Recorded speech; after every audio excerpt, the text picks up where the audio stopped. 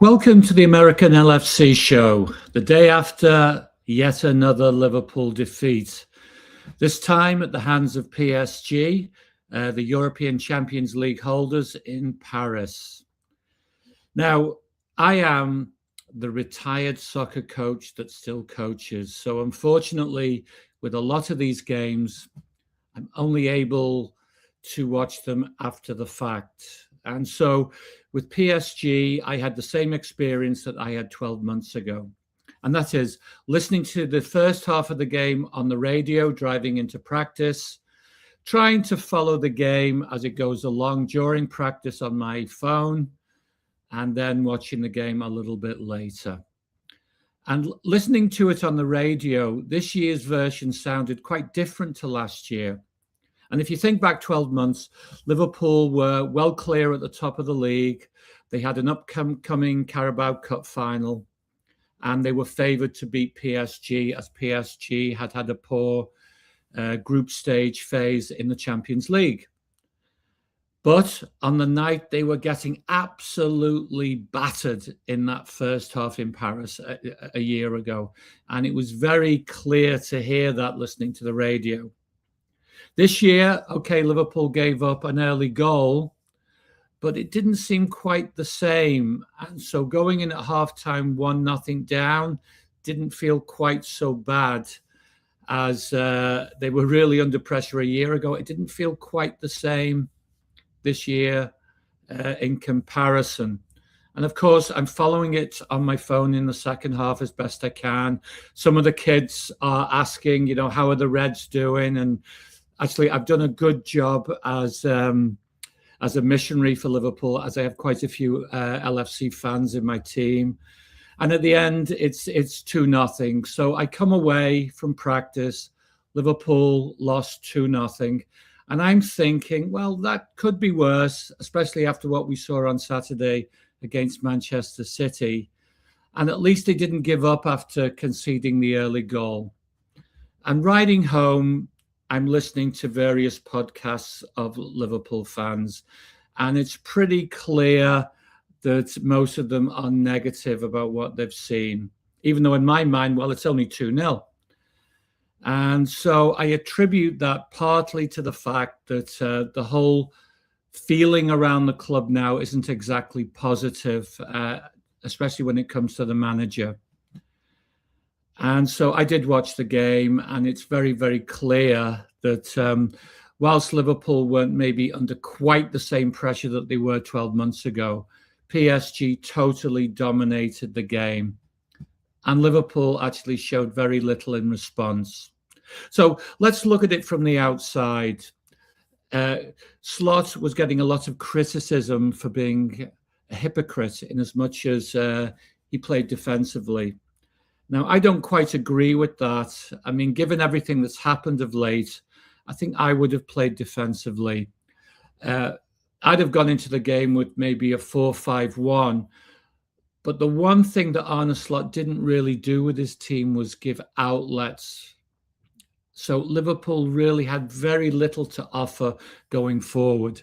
Ekitike was isolated up front. And the way that the team was set up defensively, I mean, look, if you're going to play defensively, park the bus, call it what you want, low block, you kill spaces. Liverpool's formation appeared more interested in going man-to-man. And PSG have a mobile team. They're fast. They connect well together.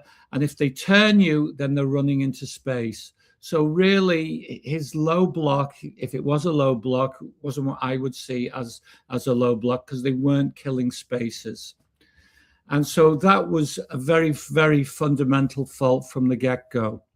And then the wide men, they weren't really wing backs. They were forced to play back. We were numbers down in the midfield. And so the system was set to fail from the get-go. Anyway, how does that leave things going into the second leg? And it's hard really to be optimistic. Liverpool are on a bad run. They have a tough game on Saturday. PSG have the day off. And really, what is the best that we Liverpool fans can hope for? Now, There's a lot of talk about the history of the club, the great European nights that we've had, the comebacks and all of that. But I think the reality is this, that spirit amongst the team has transferred to the crowd. And so Liverpool can go out next week. They can take the game to their opponents. But if they give up a goal, and I think that's likely given the great attacking players that PSG have at hand, I think it's just going to be difficult for the crowd to stay with the team. But I suppose you never know. People are talking about Barcelona when they came back from 3 goals down. But I felt at the time that Liverpool were very unfortunate to lose that first leg and lose it by as many as 3 goals.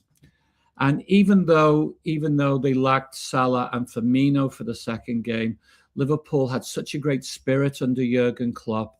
And they had a midfield. You had Henderson, Fabinho, Wijnaldum came on that night. There was Milner. These are all players that work their socks off. And Liverpool's midfield right now is a much more technical unit than the Jurgen Klopp side. So I don't mean to be negative, but I see that as very, very difficult. So I think the best that they can aim for is maybe getting to 2 goals ahead of their opponent and maybe going to penalty kicks. Is that possible? I'm not sure. But one thing is for sure, he has to have some kind of an attacking plan. Because yesterday, the fullback sat so deep, there's no hope of getting forward and supporting Ekitike up front. And then Wirtz is totally out of the game as well. So I wish I could give a more optimistic report, given what I saw when I got home last night. But things aren't looking great for Liverpool right now. So inevitably, the talk is going to come back to the manager. And I'm going to repeat something that I put in my newsletter prior to the Manchester City game. If you're a betting man, which would you bet on? Liverpool winning both games, Liverpool winning one of the 2 games, or Liverpool losing both games? And unfortunately, and I'm not a betting man, it would be the third option. So it's back to the wall for Arne Slot and his team. What can they do? Based on the evidence of last night, it's going to be very, very difficult.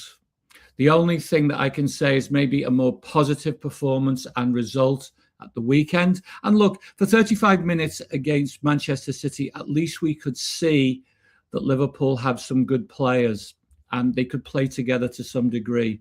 The unfortunate thing is the spirit of the team that was a feature of the Jurgen Klopp years has gone.